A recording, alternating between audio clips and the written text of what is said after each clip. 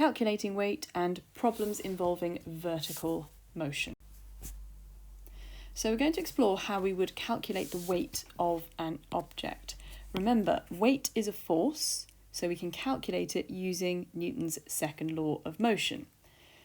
Weight is the force of gravity acting on the mass of an object.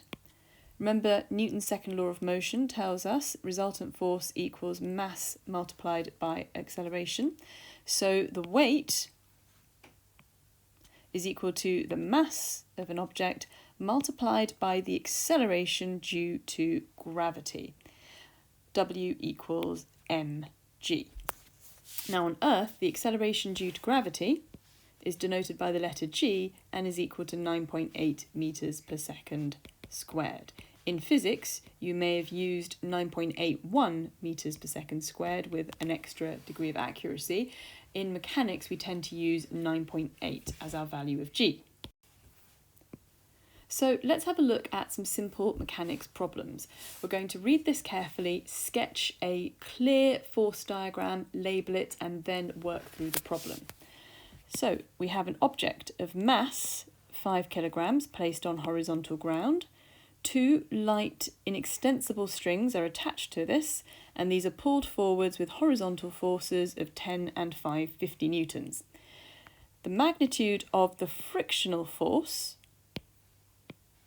experienced by the object is 5 newtons, and an additional string is attached to the particle, and a force of 7 newtons is applied to this in the opposite direction to the 10 and 50 newton forces. Calculate the acceleration of the object. So, force diagram. Here is our object, which we are modelling as a particle. Remember to think about the modelling process throughout your working. Now, the weight of the particle we can now calculate. It's equal to mass multiplied by the acceleration due to gravity, so we can write it as 5g. You can physically work out what 5 times 9.8 is on a calculator and then fill that in. It's simpler just to write it as 5g for the moment. This is balanced by a normal reaction force vertically upwards. We have 2 light inextensible strings pulling forwards, so 2 modelling words here. Light and inextensible. Make sure you know what those mean. And an additional string is attached to the particle and a force of 7 newtons is applied in this direction. We also have a frictional force which is of magnitude 5 newtons. Now, it's very clear that the forces pulling forwards outnumber the forces pulling backwards, which means there will be a resultant force acting to the right in this direction. So, resultant force equals mass multiplied by acceleration. We're only interested in the horizontal direction here because that's where the movement is. Vertically, the weight is balanced by the normal reaction and there is no motion. So we have a combination of 10 and 50, so we have 60 newtons pulling forwards, we have 12 newtons pulling backwards, and this is equal to the mass 5 multiplied by the acceleration a. And we can use our calculator to work this out, and it gives us an answer for the acceleration as 9.6 meters per second squared. Example 2. An object of mass 10 kilograms is pulled forwards horizontally with a force of 30 newtons. A braking force of 50 newtons is applied. Calculate the acceleration of the object. So, force diagram. First of all, we have our object. Its weight is equal to its mass, 10 multiplied by g, acceleration due to gravity, and we have a normal reaction upwards like so. Here's our forwards force of 30 newtons, and our braking force in the opposite direction, of course trying to cause the object to slow down and eventually stop, of 50 newtons. Now, let's apply F equals ma. We're going to treat everything in the right-hand direction, going from left to right, as positive. which means we have 30 newtons forwards, 50 newtons backwards, so the resultant force 30 take away 50, which is equal to the mass 10 multiplied by the acceleration a. This then allows us to calculate the acceleration, which comes to negative 2 meters per second squared, i.e. the object is decelerating. And this makes sense because it's only being pulled forwards with 30 newtons and there is a larger braking force of 50 newtons applied in the opposite direction. So we're going to have a look at some problems involving vertical motion now. Again, we're going to read the question carefully and draw a very clear labelled force diagram. So we have an object of mass 8 kilograms which is pulled upwards on a string, which we will assume is light and inextensible. And the pulling force is a tension of 100 newtons. We need to calculate the object's acceleration. So here is my object. Here is its weight, which is going to have a value of mg. So that's 8 multiplied by the acceleration due to gravity. And upwards we have a force of 100 newtons. The object is accelerating upwards. So I quite often use a double-ended arrow to depict the acceleration. And we can now use F equals ma. I'm going to choose up as my positive direction, the direction of motion. Resultant force equals mass multiplied by acceleration. We very clearly have 100 newtons upwards. Take away the 8g acting downwards, and this is equal to the mass of the object, which is 8, multiplied by the acceleration, which is a. Now, remembering that g equals 9.8, we can then rearrange this equation and calculate the value of the acceleration. And this comes to 2.7 meters per second squared. Example 2. A particle of mass 2 kilograms is attached to the lower end of a string hanging vertically. The particle is lowered and moves with an acceleration of 0.2 meters per second squared. Find the tension in the string. So again, we're going to assume we've got a light, inextensible string. The particle has a mass of 2 kilograms, and so its weight is equal to 2g. The tension in the string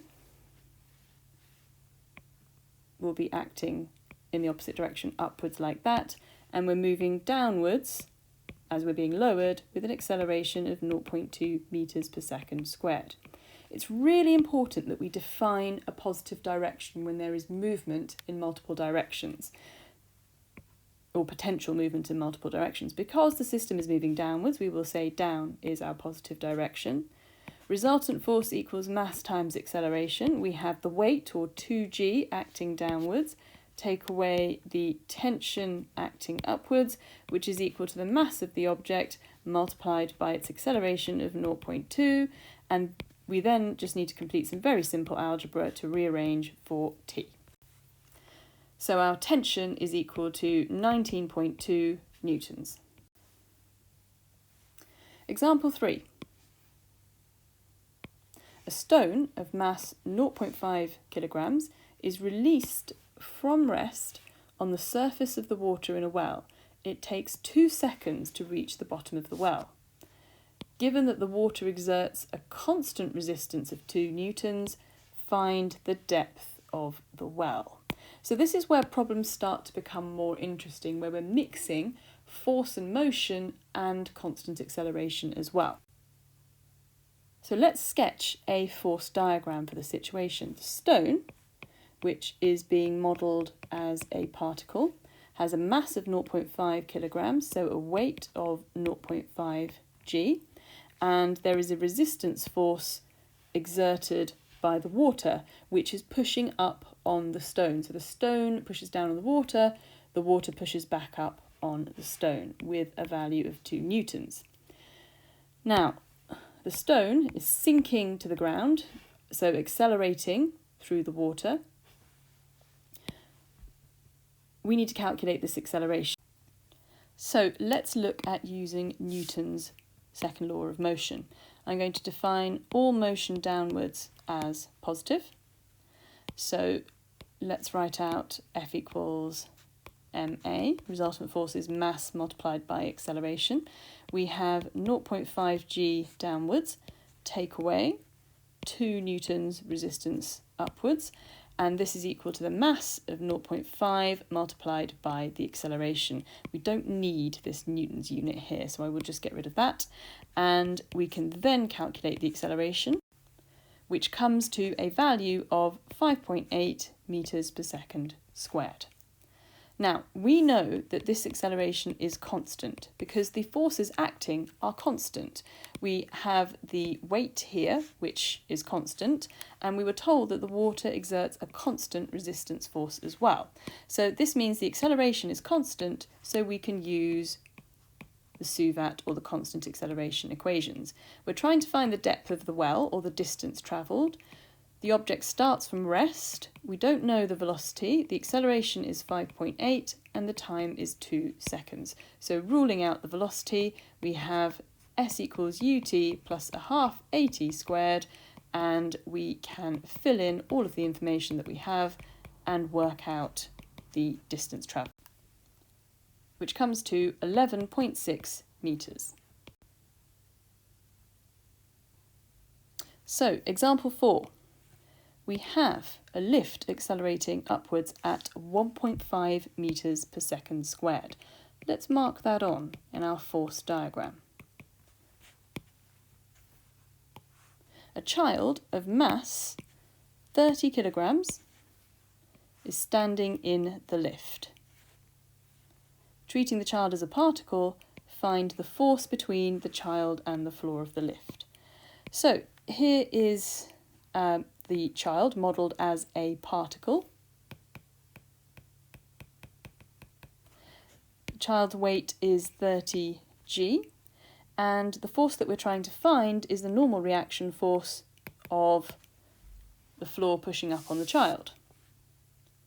So defining upwards as positive, using F equals ma, we have a normal reaction acting upwards, 30 g acting downwards, and this is equal to the mass of the child, which is 30, multiplied by the acceleration of 1.5. Remember, g is 9.8, so simply rearrange this to calculate the value of the normal reaction. And this comes to a value of 339 newtons. So, example 5. A lift and its passengers have a total mass of 400 kilograms. Find the tension in the cable supporting the lift in each of these 4 situations. So we're actually modelling the lift as one big particle with all of its passengers. The total mass of the lift is 400 kilograms, so its weight is 400 g. There is a cable holding the lift upwards, which has a tension. This tension will vary depending on what the lift is doing, where it is going, and how it is travelling. And there are 4 different scenarios that we are going to now look at. So for each scenario, the basic force diagram will look the same. In the first situation, the lift is at rest. Now, when you read those words, there is a key piece of information there. If something is at rest, that means it is stationary. Now, if something is stationary, that means it is in equilibrium. And if something is in equilibrium, that means the forces are balanced and acceleration is equal to 0.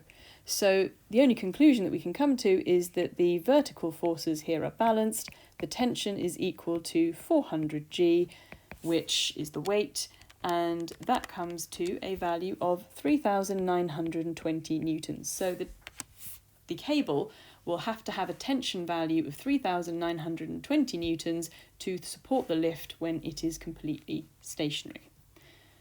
Now, the second example, the lift is moving at a constant speed. This is another key piece of vocabulary. A constant speed means we are looking at zero acceleration. Now, think about the formula. Resultant force equals mass multiplied by acceleration. If the acceleration is equal to 0, that means the resultant force must equal 0, which means we are again in a situation of equilibrium. The forces are balanced. And this means again, the tension must equal 400 G. So the value of the tension is the same as in the first scenario.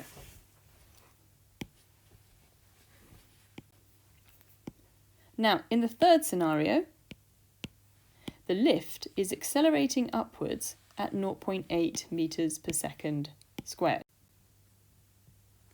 So let's mark this onto our diagram. We have vertical acceleration upwards, 0.8 meters per second squared. So the lift is moving upwards. We'll take up as our positive direction. Remember, we're using F equals ma, so the resultant force T, take away 400 G, is equal to the mass 400 multiplied by the acceleration a, and we can work out the tension, which equals 4,240 newtons. So if the lift is accelerating upwards, a tension of 4,240 newtons is required to overcome the weight and pull the lift and its contents upwards. In the last scenario, the lift is now accelerating downwards at 0.6 meters per second squared. So I'm going to take down as positive, which means for the resultant force, we have 400 G downwards, take away T upwards, which is equal to 400 multiplied by 0.6.